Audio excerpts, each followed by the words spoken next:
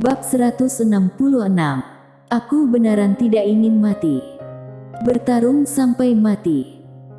Untuk semua prajurit kerajaan Jiang di tembok kota, pertempuran ini adalah masalah hidup dan mati. Untuk seluruh kerajaan Jiang, pertempuran ini adalah masalah hancur dan bertahan.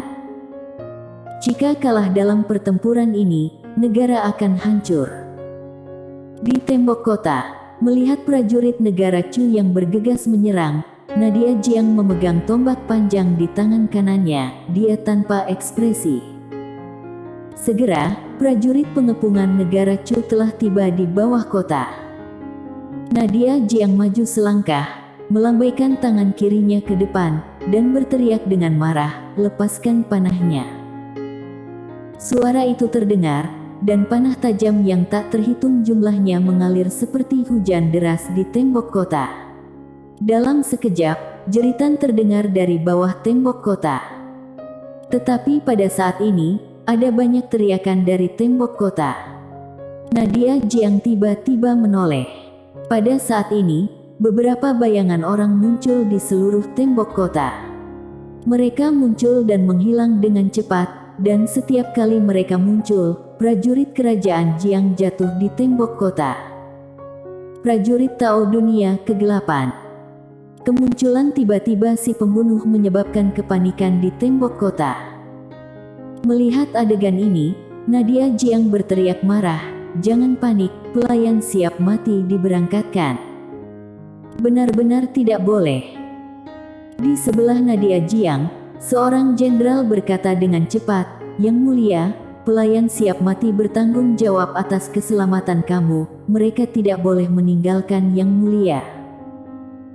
Nadia Jiang menoleh untuk melihat jenderal yang berbicara, berkata dengan marah, "Nyawaku adalah nyawa, apa nyawa para prajurit itu bukan nyawa. Semua pelayan siap mati segera dikirim, segera." Setelah hening beberapa saat, pria berbaju hitam yang tak terhitung jumlahnya dengan belati pendek tiba-tiba muncul di tembok kota, dan segera, orang-orang berpakaian hitam ini menyapu tembok kota. Pelayan siap mati kerajaan Jiang. Ini adalah kelompok pelayan siap mati yang dikembangkan dengan hati-hati oleh kerajaan Jiang untuk melindungi keluarga bangsawan. Meski kekuatannya tidak sekuat pembunuh dunia kegelapan, namun tidak lemah.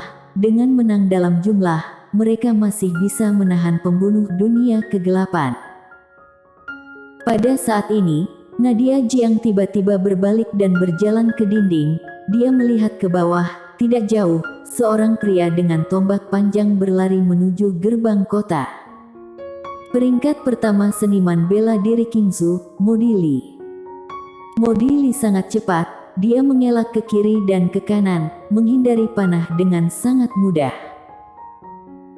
Melihat bahwa target Modili adalah gerbang kota, ekspresi Nadia Jiang berubah sangat. Tembok kota hancur, prajurit kerajaan Jiang tidak memiliki tembok kota sebagai pendukung mereka, maka tidak mungkin untuk melawan prajurit negara Chu. Pada saat ini, Modili di bawah tiba-tiba berhenti, tangan kanannya bergetar, dan tombaknya mengarah ke depan dengan tusukan. Dang! Di ujung tombak, ada pisau terbang. Pisau terbang berputar dengan keras, dan tombak dipegang dengan keras, dan bunga api beterbangan. Modili memutar tangan kanannya ke depan, dan tombak di tangannya bergetar hebat. Bang! Pisau itu terguncang. Modili menatap tembok kota, dan di tembok kota, seorang pria juga menatapnya. Benet Mo. Benet Mo berdiri di tembok kota. Dia menatap Modili dengan wajah tanpa ekspresi. Di telapak tangan kanannya, ada pisau terbang. Panjang pisau itu hanya 3 inci. Di bawah tembok kota, Modili menarik pandangannya dan melanjutkan. Namun, saat dia mengambil langkah, pisau terbang tiba-tiba terbang keluar dari tembok kota, secepat listrik, dan saat berikutnya, cahaya dingin muncul di depan Modili. Modili bereaksi sangat cepat, dan pada saat pisau terbang itu terbang, tombak di tangannya telah ditusuk. Bang! Pisau terbang terguncang. Setelah memukul pisau terbang dengan satu pukulan, Modili tiba-tiba melompat dan lompatan ini langsung menuju gerbang kota. Prajurit negara Chu yang tak terhitung jumlahnya bergerak menuju kedua sisi. Modili mempercepat dan dia mengumpulkan momentum. Momentum tombak. Pada saat ini, dia meningkatkan potensinya secara ekstrim. Tembakan ini akan menghancurkan gerbang kota. Melihat adegan ini, sudut mulut Benetmo di tembok kota berkedut. Tanpa ragu-ragu, dia melompat dan menabrak tembok kota dengan batang besi besar. Modili tidak peduli dengan Benetmo karena dia merasa dengan lebih cepat, dia bisa menghancurkan kota saat Benetmo turun. Namun, dia meremehkan kecepatan Benetmo. Saat melompat dari tembok kota, kecepatan Benetmo tiba-tiba meningkat tajam. Merasakan peningkatan kecepatan Benetmo yang tiba-tiba, wajah Modili berubah. Tombak di tangannya yang akan menusuk gerbang kota langsung mengubah lintasannya dan bergerak menahan ke atas. Bang! Dengan suara pukulan berat, Modili sudah terpukul 10 meter jauhnya. Begitu dia berhenti, tiba-tiba, pisau terbang datang kepadanya. Terlalu cepat. Pupil Modili sedikit menyusut, dia bergeser ke samping, dan pisau terbang itu meluncur melewati hidungnya. Saat berikutnya, dia tiba-tiba berbalik dan menusuk dengan tombak. Tombak itu melesat seperti naga, dan sedikit cahaya dingin muncul. Tembakan ini menusuk langsung pada batang besi yang dilempar ke arahnya. Tongkat tombak bergetar hebat, dan Benetmo mundur lebih dari 10 meter. Tepat ketika Benetmo berhenti, tanah di bawah kakinya langsung retak. Pada saat yang sama, tangan kanannya terbelah, dan darah meluap, perlahan mengalir ke bawah batang besi. Modili melirik Benetmo di kejauhan, jari-jari kakinya mengetuk ringan, dan seluruh tubuhnya tiba-tiba meledak. Saat berikutnya, suara robekan tajam bergema di lapangan. Modili berhenti, tombaknya menikam di udara. Dia melihat ke atas dan melihat ke kejauhan. Benetmo telah mundur ke gerbang kota tanpa mengetahui kapan. Kecepatan yang luar biasa. Ada pandangan bermartabat di mata Modili, karena kecepatan Benetmo terlalu cepat, lebih cepat dari yang dia duga. Benetmo tidak bergerak, dia melihat sekeliling, ada tangga di sekitar. Banyak prajurit bergegas menuju tembok kota seperti orang gila, dan beberapa orang tidak membutuhkan tangga sama sekali. Orang-orang ini semua mencapai alam kehampaan, mereka bisa terbang ke tembok kota dengan bantuan tembok kota. Di tembok kota, sudah ada suara pertempuran. Sekarang, bahkan jika gerbang kota rusak, maka kota Kai yang benar-benar akan berakhir. Karena begitu 100.000 kavaleri besi negara Chu menyerbu ke kota, para prajurit di kota tidak dapat menghentikan serangan kavaleri ini. Kota tidak bisa dihancurkan. Tangan kanan Benetmo memegang erat batang besi di tangannya. Begitu dia mengerahkan kekuatan, lukanya terbuka lagi, dan darah mengalir lebih banyak lagi. Benetmo menatap Modili di kejauhan, sepertinya aku harus menjadi pahlawan lagi. Pada saat ini, Modili tiba-tiba menghilang di tempatnya. Ekspresi Benetmo berubah suram, dia bisa melarikan diri, tetapi kali ini dia tidak bisa karena gerbang kota ada di belakangnya. Tubuh Benetmo tiba-tiba terbang ke udara, dan di udara, tubuhnya berputar seperti gasing, dan dalam sekejap, sosok tongkat yang tak terhitung jumlahnya melintas. Pada saat ini, Modili datang dengan tombak, dan tombak panjang itu mengarah langsung ke Benetmo, dan tombak itu ditembakkan dengan potensi yang menggelegar. Di udara, Benetmo tiba-tiba meraung, teknik tongkat hentian. Suara jatuh, tongkat jatuh, dan di belakang tongkat panjang, ada bayangan tongkat yang tumpang tindih yang tak terhitung jumlahnya.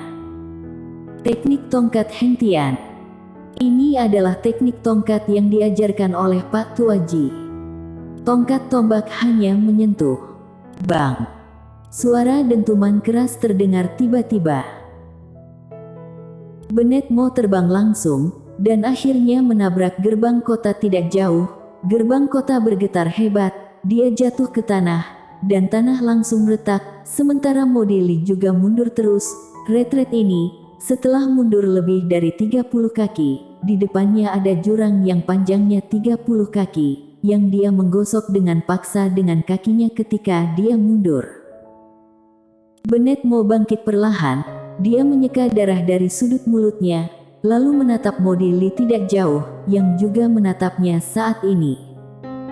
Bennett Mo menyeringai, "Persetan, ayo." Mata Modili sedikit menyipit, dan dia akan menembak lagi, tetapi pada saat ini, sesosok tiba-tiba berlari dari belakangnya.